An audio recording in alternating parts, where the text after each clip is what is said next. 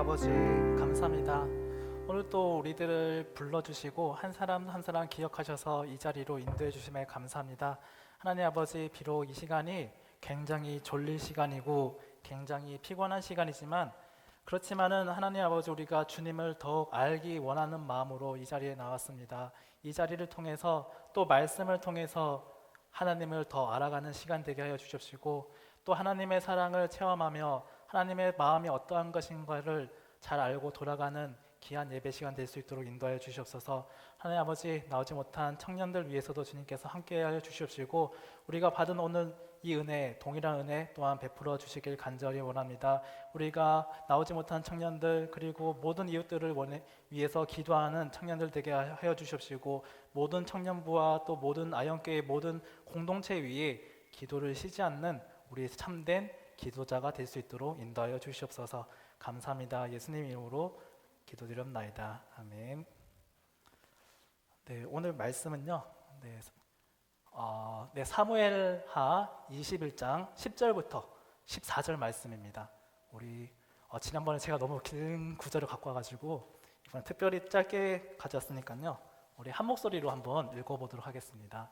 네, 10절부터 시작.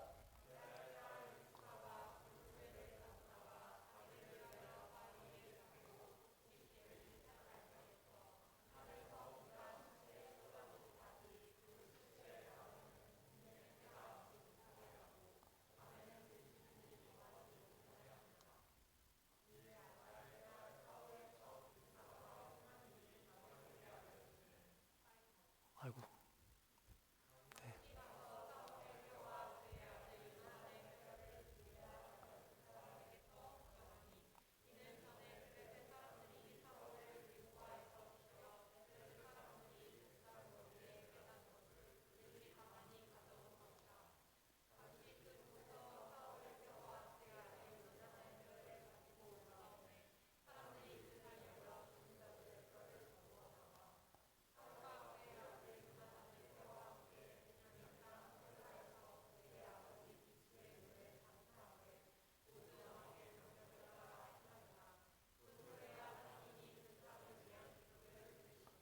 아멘.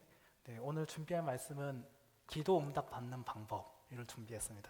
제가 예전에 이 기도에 대해서 되게 궁금한 점이 많아서 개인적으로 이렇게 연구하면서 조금 답을 조금 정리한 것을 오늘 조금 압축해서 가져왔습니다. 그래서 비록 오늘 말씀이 평상시보다 좀 길 수가 있는데요.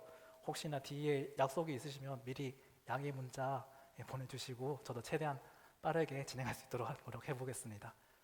혹시 오늘 코로나 때문에 오늘 나눔이 어떻게 가능한가요? 전에처럼 이렇게 앞뒤 사람이나 옆에 있는 사람끼리 나눔을 좀 오늘 패스를 할까요? 어떻게? 멀리서 가능하시면은 네, 멀리서 해주시면 되겠습니다. 그러면 제가 오늘 기도를 준비해 왔는데, 여러분들은 어떻게 기도를 매일 하시나요? 아니면 기도를 뭐 가끔이라도 하시나요? 기도를 하고 계시나요? 저는 이 기도의 응답에 대해서 제가 네 가지 유형으로 정리해 봤는데요. 하나는 응답, 하나는 무응답, 하나는 응답되기, 하나는 다른 응답. 뭐 다른 유형이 더 많지만 제가 이렇게 특별히 네 가지로 한번 정리를 해봤습니다. 그 중에서 응답은 당연히 그 기도한 것에 응답이 되어지니까 따로 준비를 안 했는데요. 두 번째부터 살펴보면 이 무응답, 사무엘의 기도를 조금 대표적으로 살펴볼 수가 있습니다. 이때 이 시대 때 이스라엘 사람들이 사무엘에게 나와서 우리에게 왕을 달라, 인간의 왕을 달라 했을 때 사무엘이 그들의 기도를 그대로 수용해가지고 사무엘이 이렇게 하나님께 기도하는 장면입니다. 하나님, 우리에게 왕을 주세요 이랬더니 하나님께서는 이 사무엘의 기도에 응답하지 않으셨습니다. 그날에 너희가 택한 왕으로 말미암아 부르짖되 그날에 내가 너희에게 용납하지 않겠다, 들어주지 않겠다. 왜냐? 너희 마음대로 기도했기 때문에 나는 이 기도에 들어주지 않겠다라고 무응답하신 경우가 있습니다. 세 번째로는 응답되기. 이건 조금 기도랑 좀 거리가 멀 수도 있겠지만요, 이 아브라함의 언약, 이 언약이 아브라함에게 이루어진 것이 아니라 그 후에 점차적으로 이루어지긴 이루어지지만은 조금 긴 기간 동안 이루어지는 언약, 이런 기도가 응답되기라 볼 수 있겠습니다. 네 번째로는 다른 응답이죠. 시드기야 왕이 이때 바벨론에 쳐들어왔을 때 그때 선지자 예레미야한테 부탁을 하죠. 이 바벨론이 없어지게 해달라고 우리를 위해서 기도해 주세요라 했더니 예레미야가 기도하기 전에 하나님께서 이렇게 말씀하시죠. 혹여나 너희가 기도해도 나는 이 바벨론을 물리치지 않겠다. 오히려 바벨론을 통해서 너희를 무찌를 것이다 라고 다르게 응답이 되는 경우가 있습니다. 우리가 이렇게 네 가지 응답이 있는데 여러분들이 이렇게 살펴봤을 때 어떻게 응답되시길 원하십니까? 네 가지 중에 당연히 첫 번째 응답이겠죠. 그래서 이 네 가지 경우가 있는데 여러분들은 지금 어떤 기도를 하고 있고 아니면 어떤 기도를 하였는지 또는 어떤 응답을 받았는지 또는 기도를 하지 않았으면 하지 않은 대로 이렇게 우리 근처에 있는 청년들과 나누면 될까요? 이렇게 한번 잠깐 나눠보는 시간을 가지도록 할게요. 네.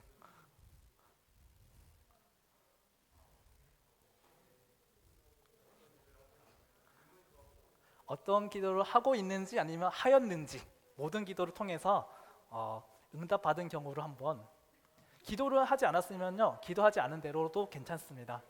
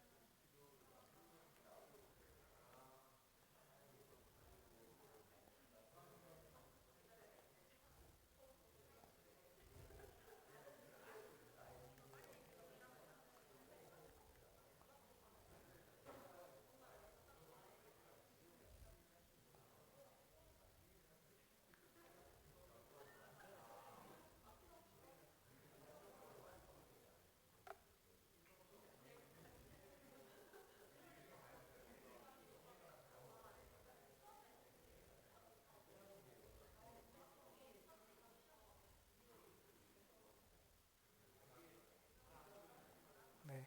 한 1분, 네, 1분 드릴게요. 이게 못다 하신 얘기는 끝나시고 자유롭게 나누시고요. 오늘 설교가 할 게 많아서 죄송합니다.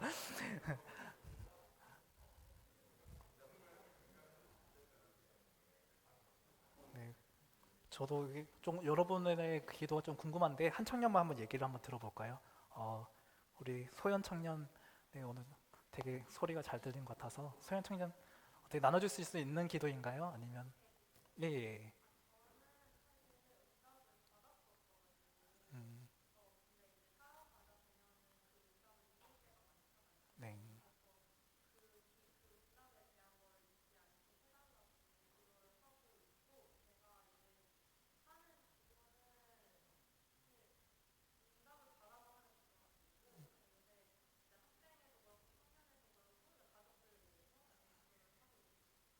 네, 좋습니다. 기도하고 있는 중이라고 하십니다. 그래서 여러분들 잘 기억하셨다가 또 소연 청년 위해서도 같이 기도해 주시면 감사하겠습니다. 그렇다면 여러분들이 그나마 이렇게 네 가지밖에 없었다고 했을 때는 당연히 응답을 원하실 텐데 그래서 제가 준비해왔습니다. 어, 응답 받는 방법에 대해서 제가 준비했는데요. 이때가 사실 이게 시대 배경이 굉장히 설명할 게 많아서 제가 좀 간단하게 설명하고 넘어가겠습니다. 이 시대 때가 사무엘하 21장인데요. 21장이 사실은 사무엘하 20장에 사실 다윗 왕의 이야기는 끝납니다. 21부터 24까지는 다윗 왕의 부록 이야기. 순서대로 스토리상 진행되다가 부록으로 중간중간 있었던 일을 꼭 말해야겠다. 그래서 이렇게 딱 끼어진 부록이라 할 수 있는데요. 이 21장은 다윗 왕의 초기 시대로 좀 추정되고 있어요.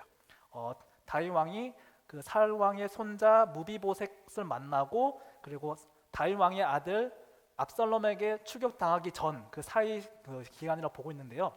이때 3년 기근이 일어났어요. 이스라엘 사람들은 하나님을 믿고 있기 때문에 이러한 자연재해 속에서 그냥 일어날 것이라고 생각하지 않아요. 뭔가 자연재해가 일어났다. 그런데 이 중동 지방은 굉장히 건조한 기후여서 비가 안 오면요 절대로 살 수 없는 땅이에요.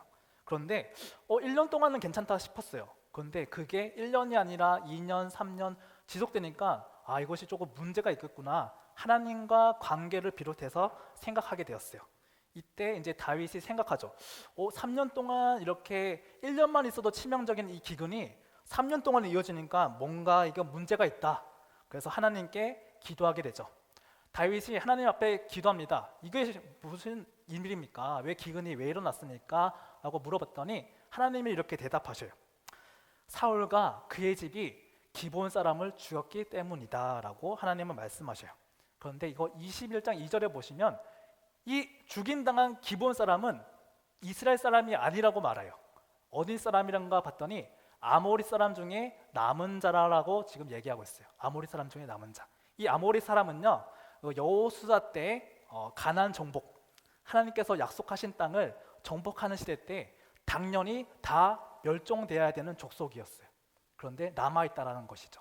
이때 이 사람들이 왜 남았는지 하면요, 여호수아가 다 정복했을 때 그 소문이 점차 퍼져나가기 시작했어요. 주변 국가들이 정복되기 시작할 때 소문이 퍼졌어요. 이 여호수아에 대한 소문이. 그랬더니 주변의 그 기브온 사람이 굉장히 무서웠죠. 이 여호수아의 하나님에 대해서 무서워서 이 꾀를 벌여요. 굉장히 멀리 온 것처럼 이렇게 위장을 해요. 그래서 나는 가나안 족속이 아닙니다. 나를 죽이지 말아주세요. 이렇게 속였어요.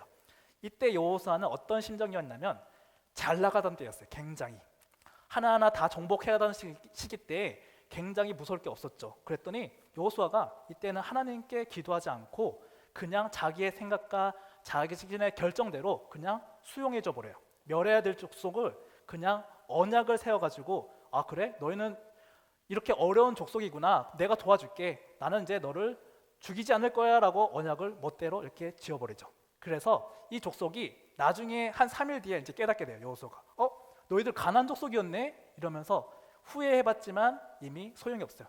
죽이지 않기로 언약을 맺었기 때문에. 그때 남은 족속들이 지금까지 이어져 오고 있다는 것이죠. 그런데 이것이 왜 문제냐? 당연히 죽어야 되는 족속이 왜 문제가 되었냐? 이때 보시면요, 사울이 자신의 열심이 있었어요. 이 이스라엘 하나님의 나라를 위해서 되게 열심이 많았어요. 그래서 막 이방 족속들 다 몰아내고 있다가 그러다가 하나하나 다 죽이다가 결국에 이 기본 족속들, 하나님과 언약 맺은 이 기본 족속까지 학살했던 것이죠. 그래서 이것이 문제가 되었어요. 사울은 굉장히 열심이 많았어요. 뭔가 잘해보고 싶은 그런 열심이 많았는데 한 가지 중요한 것은 하나님의 언약에 대해서는 생각하지 않았던 것이죠. 그래서 사울은 자신의 생각대로 언약을 파기하게 되는 것이죠. 그래서 이렇게 신명기 사간이라고 하는데요, 이 역사관 신명기부터 여호수아, 사사기, 사무엘상하 이렇게 이르기는 데까지 이 핵심적인 내용은요, 중요한 내용은 바로 언약을 지키는 자와 언약을 파기하는 자 이렇게 두 개가 나눠지게 됩니다. 이 사울이 어떻게 멸망당했냐? 언약을 파기함으로 인해서. 또 다윗 왕가, 다윗 가문이 어떻게 예수님까지 이어지고 어떻게 하나님의 축복 속에서 바로 설 수 있었냐? 바로 언약을 지켰기 때문에. 이 두 가지가 큰 핵심인 것이죠. 우리가 이것을 바로 알았을 때 이 하나님과의 언약이 우리가 어떻게 생각해야 되는지 이렇게 알고 한번 넘어가도록 하겠습니다. 그래서 다윗은 왕이었어요.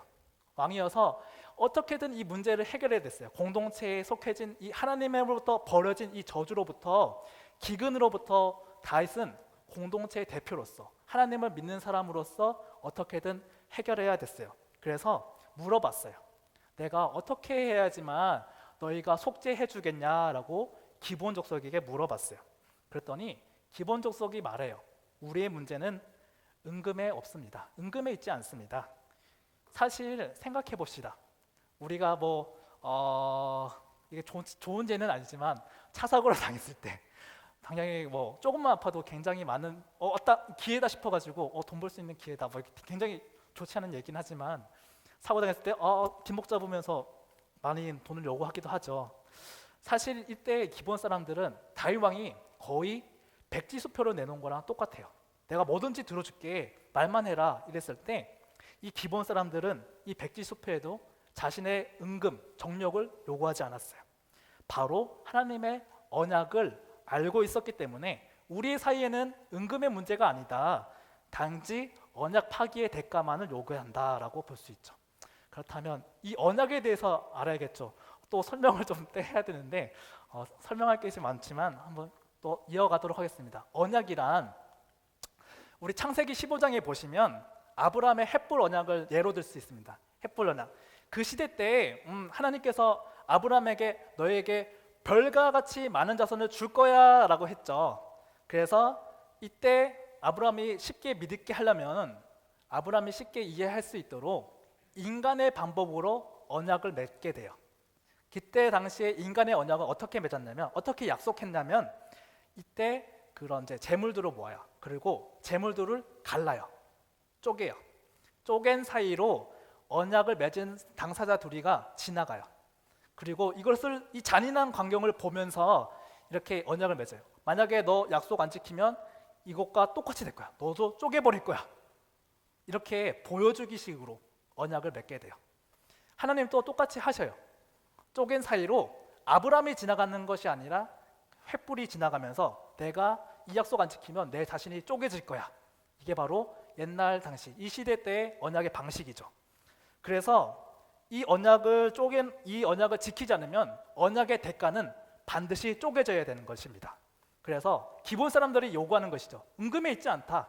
우리가 학살당했기 때문에 우리를 학살한 그 사람, 언약을 파기한 사람이 우리 앞에서 쪼개져야 된다라고 요구를 하고 있는 것입니다.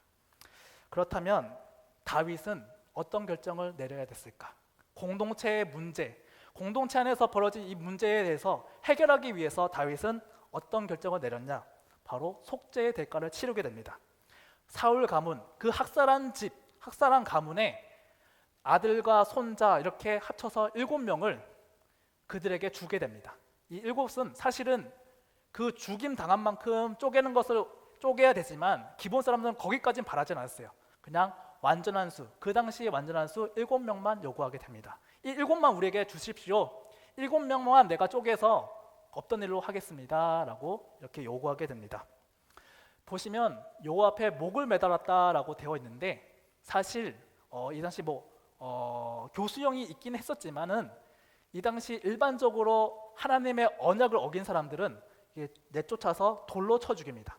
돌로 쳐 죽이고 또 죽인 것을 이제 쪼개게 되죠. 그래서 쪼갠 일부, 시체 일부분들을 공중에 매달아서 저것 봐라, 저거 언약을 안 지켜서 저렇게 된 거다라고 본보기로 삼아요. 그래서 이들도 이렇게 목 매달아요. 보통 일반적으로 얼굴을 매답니다. 그래서 이제 보면서 하나님의 언약을 안 지키면 저렇게 되는구나. 언약을 우리는 잘 지켜야겠다. 이렇게 교훈을 삼기도 하죠. 그래서 이 사울의 자손들 7명을 달게 됩니다. 근데 여기서 중요한 것이 언제 달았느냐가 중요한데 바로 곡식 베는 첫날이라고 나옵니다. 왜 이때를 정했냐면 기근이라 했죠. 기근. 먹을 것이 없었던 3년 동안 먹을 것이 없었던 이 힘든 시간 동안에 이게 회복되려면은 저주를 매달음으로 인해서 우리 기근이 끝날 거야 라고 생각을 했어요. 그래서 이제는 오늘 이제 양식을 거둘 때인데 이제 이 사람들을 언약 파기자들을 달았기 때문에 이제 우리가 먹고 살 수 있을 거야. 이제 이 저주가 풀릴 거야. 이제 문제가 해결되고 회복될 거야 라고 생각했는데 그런데 풀리지가 않았어요. 여전히 기근이 지속되고 있었어요. 이상하죠. 언약 파기 대가를 다 치렀는데 회복되지 않았던 것입니다. 이제 배경 설명이 끝났는데요. 죄송해요. 이제 그러면 무엇이 과연 우리가 언약 대가대로 다 치렀는데 과연 무엇이 하나님의 저주로부터 회복되어지는지 오늘 주인공 리스바를 통해서 한번 알아보도록 하겠습니다. 이 리스바는 사울의 부인이 한 명 있었지만은 그 부인이 아니라 첩이었어요. 첩이었는데 이 첩은 그냥 한순간에 자신의 두 아들과 그리고 친척, 조카 5명을 한순간에 그냥 갑자기 잃어버려야 됐어요. 자신의 죄가 아니라 바로 자기 본부인도 아닌데 그런 사울 가문의 죄 때문에 한순간에 이렇게 다 잃어버려야 됐어요.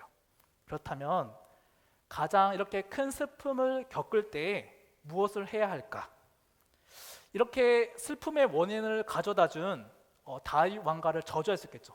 눈에는 눈, 이에는 이. 너 감히 나한테 이렇게 했어? 그럼 나도 너를 이렇게 할 거야. 이렇게 마음속에 복수심을 불태울 수도 있겠죠. 그러면 조금 나아질 수 있겠죠. 아니면은 이 갑자기 닥친 문제를 그 문제 환경을 원망할 수도 있을 겁니다. 불평분만 있는 그대로 화나는 대로 다 쏟아내면 한결 좀 나아질 수는 있겠죠.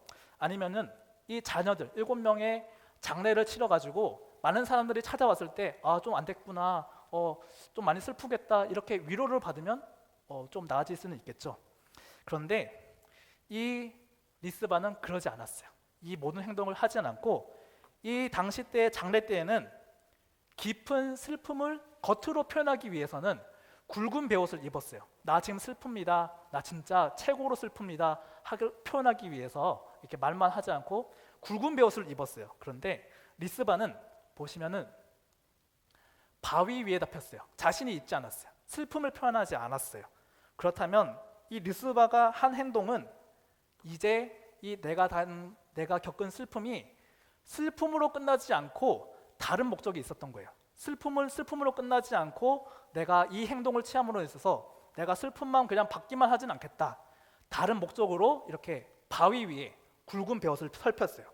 그렇다면 이 그녀가 슬퍼하는 대신에 꼭 해야 됐던 행동이 무엇인지 한번 살펴보겠습니다. 그녀는 다윗을 원망하지 않았어요. 그렇다고 자신의 아들들을 요구한 기본 족속들을 미워하지도 않았어요. 비록 그녀는 첩이었지만 사울이 가문이 받아야 될 그 저주를 지금 인정하고 있는 거예요. 저주는 저주 그대로 수용하고 있어요. 그리고 그녀는 자신의 그 굵은 베옷, 슬픔을 표현하는 그 굵은 베옷을 바위 위에다 펼치고 자신이 그 자리에 앉으면서 낮에는 공중의 새가 오지 못하게, 밤에는 들짐승이 오지 못하게 계속 지키고 있었어요. 이 행동이 무슨 행동이냐 봤더니 당시 이스라엘 사람들은 저주로 인해서 죽은 자들은 정말로 버려져요. 멸시받아요. 이 저주 달린 사람을 보면서 진짜 인간 말좀 쓰레기다. 정말 상종하지 말아야겠다. 이 족속과 이 가족과 내가 함께하지 말아야겠다라고 생각했는데 이것보다 더 처절하고 불명예스러운 게 있어요.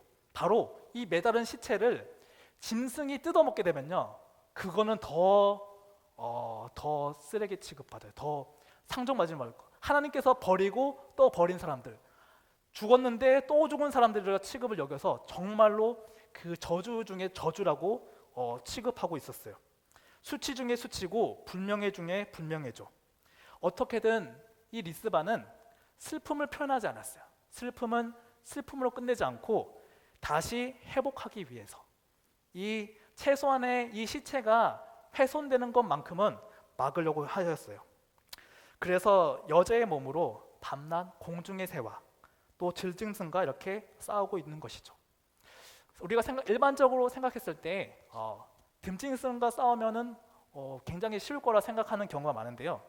특별히 우리 남자들은 뭐 상어가 나한테 온다? 그러면 코 때리면 상어는 한 방이다 이렇게 생각하시고, 또 뭐 치타가 달려온다 그러면 치타 이기는 방법이라 해서 뭐 인터넷에 있거든요. 치타 이기는 방법, 치타가 달려올 때 살짝 피한다 이러면 치타가 그 속도로 인해서 치타가 그냥 쓰러질 것이다 라고, 우리 남자들은 또 그걸 믿는 분도 안 계시겠죠. 뭐 아무튼 남자들은 알게 모르게 이게 근자감이 있어요.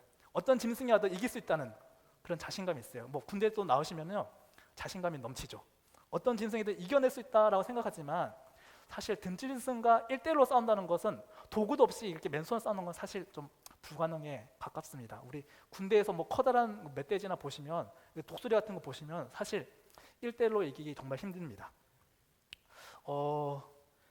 사실 뭐 이렇게 간단한 뭐 하이에나만 해도 이렇게 악력이 400kg나 되거든요. 사실은 이거 사람의 힘으로는 사실 우리가 짐승과 싸워서는 이기기는 정말 힘듭니다.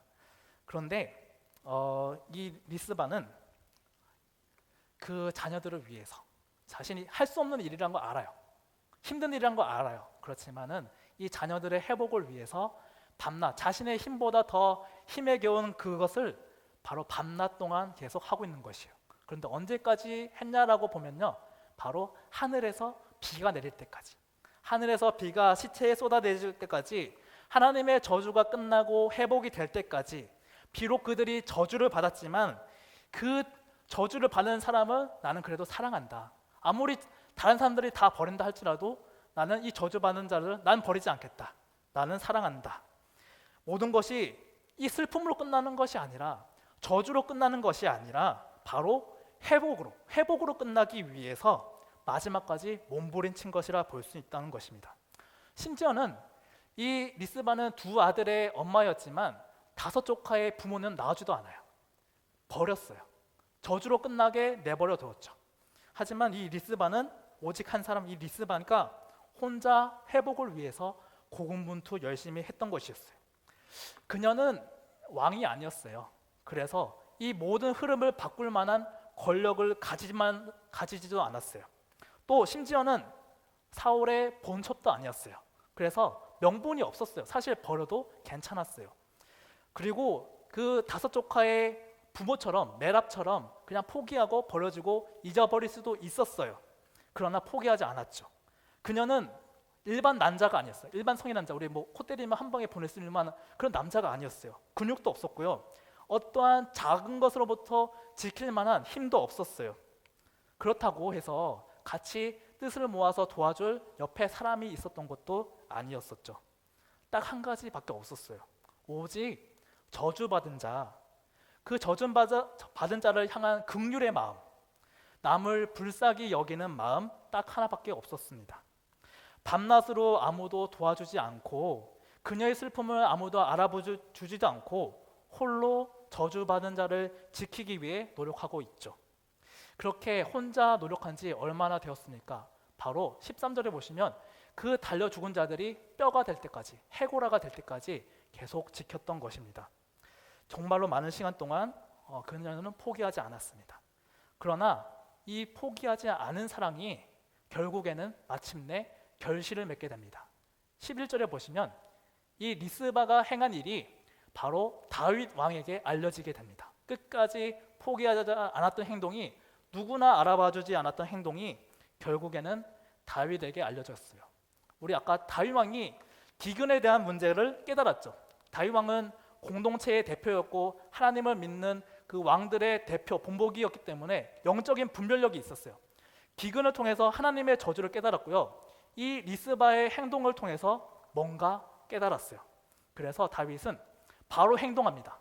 다윗이 가서 사울의 뼈와 그 아들의 요나단의 뼈를 가지고요. 또 뼈를 가지고 그 달려 죽은 그 시체들 7배의 그 뼈들까지도 같이 거두어요. 그리고 그의 아버지 기스의 묘에 장사하게 됩니다. 그런데 여기서 특이한 것이요. 보시면 장사를 하지만 모두 왕의 명령에 따라 행하게 됐어요. 처음에는 혼자의 힘으로 했지만 그 다음에 그 혼자가 포기하지 않을 때 왕이 움직이게 되고, 또 왕이 움직였을 때 모든 사람이 한 마음으로 장사를 치르게 돼요. 그리고 보시면 그 모든 공동체가 움직였을 때 그 후에야 하나님이 그 땅을 위한 기도를 들으시니라 하는 것이죠. 그 후에야 비가 내려서 그 메마른 땅, 곡식이 없던 땅, 하나님이 버림받은 그 저주받은 땅에 비가 내려서 기도가 응답이 되어지는 것을 볼 수가 있습니다. 저주가 이제 회복되는 것이죠. 한 사람이 그 한 영혼을 긍휼히 여기는 마음이 바로 그 나라의 왕을 움직이게 되고, 왕이 움직이니 모든 공동체가 움직이고, 모든 공동체가 이렇게 저주로부터 회개하며 나아올 때에 비로소 공동체가 회복하게 되는 것입니다. 사실 우리 공동체로 함께 있다 보면요, 문제가 안 생길 수가 없어요. 사실 제가 또 찬양할 때 뒤에 서서 보면 사실 박수도 이게 잘 안 맞고 그래요. 무슨 이게 작은 이거는 별 문제가 안 되지만요, 작은 것 하나도 우리가 맞지를 않아요. 우리는 누구나 다 하나님께로 한 마음으로 나가고 싶어요. 다 이렇게 생각하는 대로 다 한 마음이 되고 나가고 싶은데 생각보다 우리 잘 안 되는 것을 볼 수가 있어요. 비록 제가 아이언교회 청년부를 봤을 때 사실 청년부는 큰 문제가 없어 보이거든요. 그리고 우리가 눈에 보이는 큼직한 문제가 없다 할지라도 우리는 알게 모르게 신앙에서 작은 그런 틈이 있고 균열이 일어나게 돼요. 그것을 우리가 발견할 때 또 기도하게 되죠. 그런데 이상하게도 꼭 문제 있는 그 당사자만은 회개하지 않아요. 꼭 문제 있는 사람은 계속 문제를 일으키고요, 잘하고 있는 사람은 여전히 잘하고 여전히 희생하고 여전히 헌신하고 여전히 기도를 해요. 안 하는 사람은 여전히 안 해요. 잘하고 있는 사람만 마음이 애가 타요. 왜 다 안 할까? 나는 열심히 하는데 잘하는 사람만 힘들죠. 다 같이 하면 굉장히 편한데 힘든 것은 사실 누구나 안 하려고 하죠.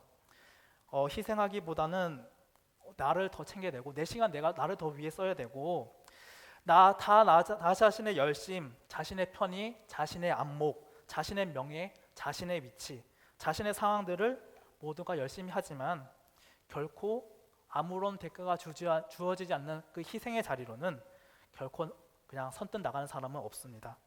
그래서 하는 사람만 하고 그 하는 사람이 두세 개를 떠안고 많이 피곤하기도 하죠. 하는 사람만 하고 희생하는 사람만 하고 기도하는 사람만 기도합니다.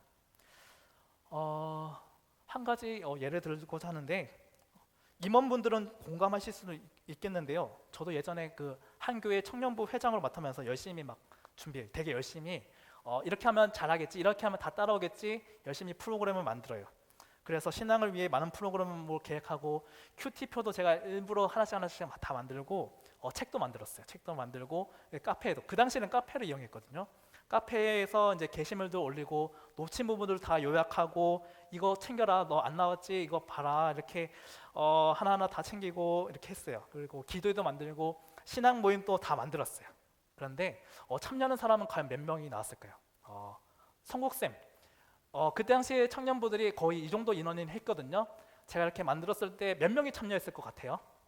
예상했을 때 4명요? 뭐라고 하셨죠? 4-5명. 그래도 감사하네요. 3명 참여했습니다. 3명. 청년, 총무, 서기 이렇게 3명이 참여했죠. 어느 날 청년들이 이게 셀모임 하는데 이런 얘기가 나왔어요. 성경 읽기 너무 힘듭니다. 성경 너무 이해하기 힘들어요. 조금 뭔가 쉽게 이해할 만한 프로그램 없을까요? 이렇게 얘기가 들어왔어요.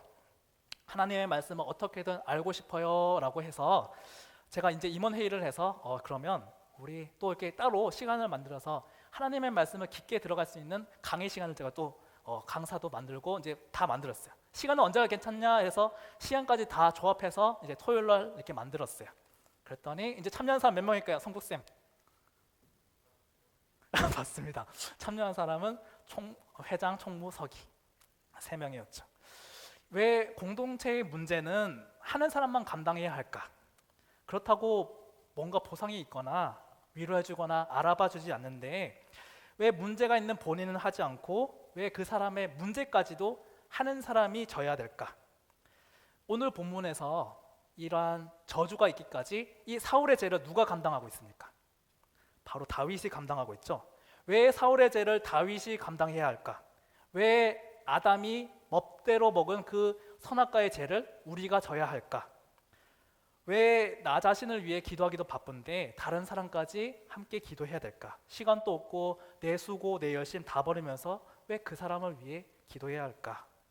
그것은 우리가 하나의 공동체이기 때문이죠. 그리고 보이지 않는 곳에서 눈물 흘리며 기도하는 그 한 사람을 통해서 왕이 움직이고 공동체가 움직이고 하나님께서 기도를 응답하시며 회복의 역사가 일어나게 됩니다. 그래서 기도가 응답되는 것은요, 기도가 반드시 응답되는 것은 바로 남을 위해 기도할 때, 그 사람을 불쌍히 여기고 밤이나 낮이나 그 사람이 회복될 때까지 포기하지 않을 때 하나님께서는 그 기도를 들어주시게 됩니다. 그래서 대표적인 사례를 몇 가지 준비했는데요. 빠르게 한번 보겠습니다. 아브라함의 기도. 아브라함이 옆 동네 그 소돔이 멸망할 때 거기에 조카 롯이 있었어요. 아브라함은 사실 롯과 떨어져 살았어요. 재산이 많기 때문에 너는 너대로 살아라, 난 나대로 살게 이렇게 떨어졌지만은 아브라함은 그 롯이 멸망 가운데 있는 곳에 기도를 했고 롯이 구원받을 때 하나님께서는 이 아브라함을 생각했어요. 아브라함의 기도를 생각해서 롯을 구원했죠. 이삭의 기도를 볼까요? 이삭은 자신을 위해 기도하지 않았어요. 그 임신하지 못하는 아내를 위해 기도했을 때 하나님께서는 들어주셨죠. 솔로몬의 기도를 볼까요? 솔로몬은 자기를 위해서 장수하기를 구하지 않았고요. 자기를 위해서 부도 구하지 않았고 자기의 원수의 생명을 자기를 위해서 구하지 않았어요. 오직 송사를 분별하기 위해서, 송사, 억울한 사람들의 해결을 하기 위해서 그 지혜, 다른 사람의 그 억울함을 풀기 위한 지혜만 구했어요. 그랬더니 하나님이 너를 위해서 왜 구하지 않고 너의 부나 너의 생명이나 너의 원수를 위해 너가 원수에 멸하는 것도 기도하지 않았구나. 오직 남을 위해 기도했으니 내가 이 지혜를 주고 또 더불어 부와 생명까지도 다 주시는 것을 볼 수가 있죠.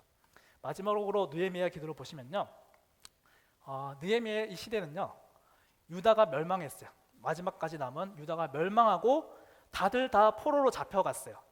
근데 이 느헤미야는 그때 태어났어요. 포로로 잡혀간 그 페르시아, 거기에서 태어났어요. 그래서 사실상 이스라엘 사람들과 다른 사람이에요. 이스라엘 사람은 전혀 모르는 사람이에요. 그냥 페르시아에서 태어나서 이 제국에서 태어나서 고등교육 받고 결국에는 술 따르는 관원장, 지금으로 보면 대통령의 비서실장까지 굉장히 안락한 삶이었어요. 굉장히 편안한 삶이었고 굉장히 다 가진 삶이었어요.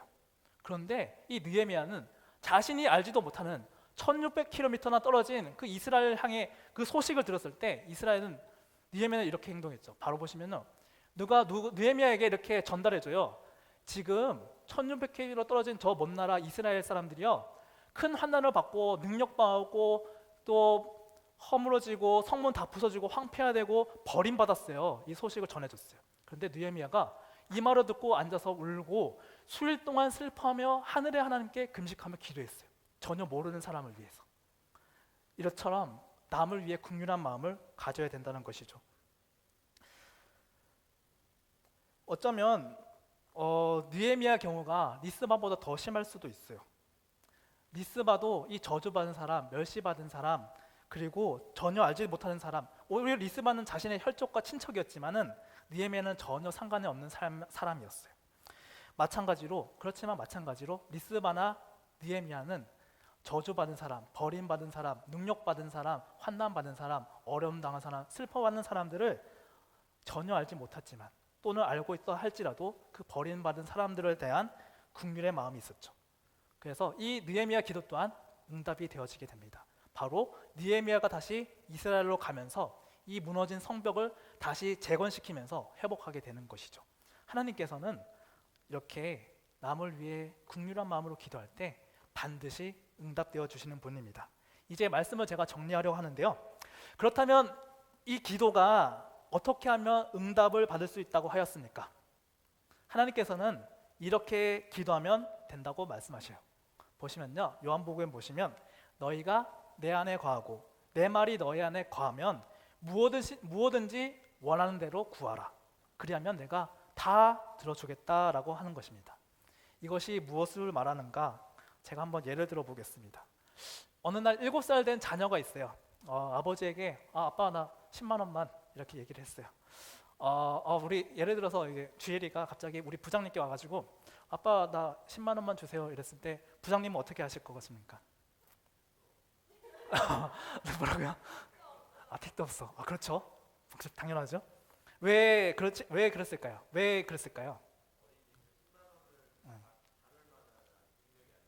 맞습니다. 그런데 우리 만약에 제가 주일에는 어떤 취향인지 모르지만 라일이가 나 막 그림 그려야 되면서 아빠 나 책을 사야 될 것 같아. 아버지 나 한 5만 원만 주세요 이랬을 때 어떻게 하실 거예요?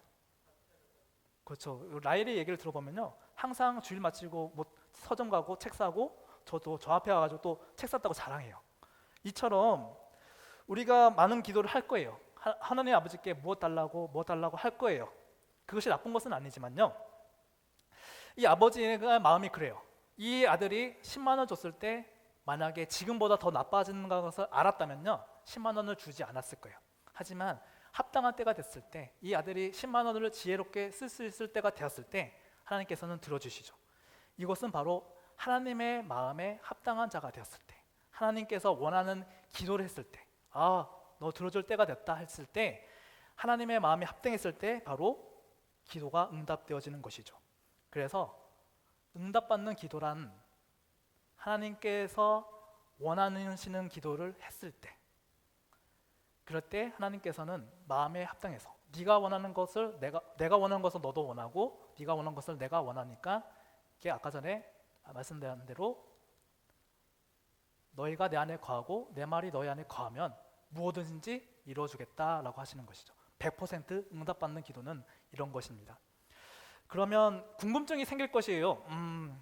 그러면 우리가 아버지께 우리 마음대로 기도를 못 하나요? 우리가 원하는 기도는 하면 안 되는 것인가요? 할 수 있겠죠. 그렇지만 하셔도 됩니다. 여러분 마음대로 기도를 하셔도 괜찮습니다. 그러면서요, 아까 전에 우리 4가지 응답 유형이 있었죠. 이제 기도를 했을 때, 여러분들이 원하는 기도했을 때 무응답될 수도 있어요. 그러면요, 혹시나 내가 하나님과의 관계가 어떤가 생각해보기도 하고요. 다른 것으로 하나님께서 주셨어요. 나는 이것을 원했는데 왜 이걸 주시지? 뭔가 하나님께서 또 다른 뜻이 있으신가? 생각도 해볼 수가 있겠죠. 또 하나님께 기도를 했는데 10년이 지나고 5년이 지나서야 응답되는 경우가 있어요. 그렇다면 내가 지금 이때가 필요한 게 아니었구나. 하나님의 또 다른 계획이 있으시구나. 여러분들 기도를 마음대로 하셔도 됩니다. 하지만 이 4가지 응답 유형처럼 여러분들을 하나님께서 가장 원하시는 그 마음, 하나님께서 원하시는 그 합당한 때까지 여러분들을 만들어 가실 것입니다. 때로는 응답이 안 되고요. 때로는 응답이 길어질 수도 있고, 때로는 여러분들이 원하는 것과 다르게 싫어하는 것을 주실 수도 있어요. 그를 통해서 하나님의 마음을 점차 알아가면서 결국 이렇게 합의점에 이르게 돼요. 하나님의 마음과 내 마음. 기도를 통해서 여러 가지 응답을 받으면서 결국 하나님의 원하시는 그 마음까지 여러분들이 도달하게 되는 것이죠. 그래서 하나님께서 원하시는 것은 하나님의 그 합의점, 우리의 마음이 하나님과 하나가 될 때 그 합의점, 하나님께서 원하시는 것은 디모데전서에 보시면요, 하나님께서는 모든 사람이 구원을 받으며 진리를 아는 데에 이르기까지를 원하시니라. 하나님께서 원하시는 것은 모든 사람이 돌아오고 모든 사람이 말씀의 진리를 아는 것을 원하신다고 얘기를 하고 있는 거예요. 그래서 리스바는요, 그 슬픔을 그냥 표현하지 않았어요. 굵은 벼슬을 입고 그냥 저주를 끝내지 않았어요. 왜냐하면 하나님의 마음을 알았기 때문에, 하나님께서는 회복을 원하시는 분임을 알았기 때문에 자신은 거기서 슬픔을 끝나지 않고 굵은 벼슬을 벗어서 열심히 회복을 위해서 밤낮 부르짖었던 것이죠. 그래서 우리가 하나님께서 원하시는 그 남, 돌아가길 원하시는 그 남을 위해서 구할 때 반드시 이루어지는 것입니다. 느헤미야 때와 같이 모욕당하고 버림받은 자들, 소외된 자들을 위해 기도한다는 것을 지금 하나님께서는 원하신다는 것입니다. 돌아오기를. 그래서 여러분들이 제가 얼마 전에 하나의 요원을 여러분 청년부에 심어서 지난번에 여러분들이 에베소서를 읽었다는 정보를 입수했습니다. 그래서 제가 에베소서를 좀 준비했는데요. 에베소서 보시면 1장은 그 하나님께서 교회를 이루신 목적에 대해서 통일, 하나로 통일되기 위함이다. 1장 10절에 나오고요. 그리고 그 2장에서는 그 교회를 만들기 위해 하나님께서 하신 일, 바로 죽으심, 하나로 통일하기 위해서 십자가에 달리신 2장에서 말하고, 3장에서는 그 이유에 대해서 왜 이렇게까지 해야 되는지 이유에 대해서 말하고, 4장과 5장은 이제는 너희가 하나가 되기 위해서 이렇게 해야 돼 라고 나오고, 마지막으로 6장에서는 이러한 기도에 응답하기 위해서 성도의 삶을 살기 위해서 하나님의 점심가주를 입어서 준비해라 라고 이렇게 마무리가 되는데요. 마지막으로 6장 18절에 보시면 여러 가지 이렇게 나와요. 모든 기도와 간구를 하되 항상 성령 안에서 기도하고 이를 위하여 깨어 구하기를 힘쓰고 여러 성도를 위해서 기도하라. 이것이 교회의 목적이라는 것입니다. 하나를 말하는 교회란 바로 여러 성도, 나 자신도 중요하지만요, 남을 위해서 기도해야 된다는 것입니다. 리스바가 저주받은 자를 위해 긍휼히 여기고 눈물 흘리며 사랑함과 같이 결코 감당할 수 없을 힘든 어려움이 있다 할지라도 여러분들은 밤이나 낮이나 노력하시고 싸우시고 힘든 일, 힘에 겨운 일도 다 이겨내시고 끝까지 포기하지 않을 때 하나님께서는 반드시 그 기도를 응답해 주십니다. 마지막 구절을 보시면서 마무리하겠습니다. 에베소서 마지막 장에 이렇게 돼 있어요. 마지막 구절에 우리 주 예수 그리스도를 변함없이 사랑하는 모든 자에게 은혜가 있을지어다. 그래서 여러분들이 그 사랑, 하나님의 사랑, 저주에서 은혜의 비가 내리는, 저주가 회복되는 그날까지 여러분들은 그냥 한 번 사랑하고 끝나는 것이 아니라 변함없이 한 번 사랑해 끝까지 사랑한 것 같이 여러분들은 끝까지 지금 남을 위해서 기도하는 것이 끝까지 변함없이 이어져야 할 줄 믿습니다. 그래서 은혜가 있다. 여러분들에게 그 기도 응답의 은혜가 있을 줄 믿습니다. 청년부의 회복과 아영교의 회복과 구세군의 회복의 역사가 한 영혼을 긍휼히 여기며 또 눈물로 하나님께 간구할 때 밤낮으로 변함없이 끝까지 싸우는 그 한 사람, 그 한 사람을 통해 이루어질 줄 믿습니다. 여러분들에게 그 회복의 역사가 함께 하시길 간절히 원합니다. 제가 기도하고 마치도록 하겠습니다. 하나님 아버지, 왜 내가 저들을 대신하여 아파해야 할까요? 왜 내가 다른 사람 때문에 피해를 받고 나의 시간과 노력을 허비해야 될까요? 아버지, 오늘 우리가 여기 있게 된 것은 모두 독생자 예수님께서 우리를 대신하여 모든 것을 희생했기 때문인 줄 믿습니다. 내가 너희를 용서한 같이 너희도 서로 용서하고 내가 너희를 사랑한 같이 너희도 서로 사랑하라 말씀하신 주님, 이 모든 것이 우리가 하나님께 거하고 하나님의 말씀이 우리 안에 거함으로 인해서 이루어지게 하옵소서. 우리 모두가 예수님의 피로 이루어진 한 형제요 한 가족이며 한 공동체임을 고백하게 하여 주시옵소서. 그리하여 우리가 알지 못하는 곳에서 지금 죽어가고 있는 영혼들, 또 우리와 가까이 있지만 죽어가는 모든 영혼들에게 아버지의 긍휼히 여기는 마음과 또 눈물을 흘릴 줄 아는 애통함을 주시옵소서. 우리에게 공동체 회복에 대한 간절함을 주시옵시고, 비록 제자리같이 더디어 가는 것처럼 보여도 포기하지 않고 변함없이 사랑을 말하는 구세군 아현영분 청년부가 되게 하여 주시옵소서. 하나님의 사랑을 아는 청년부 한 사람 한 사람 되게 하여 주시옵시고, 언제나 어디서나 하나님의 사랑을 찾고 구하는 모든 이에게 회복의 역사가 이루어지게 하여 주시옵소서. 이 모든 말씀 살아계신 예수님의 이름으로 간절히 기도드립나이다. 아멘.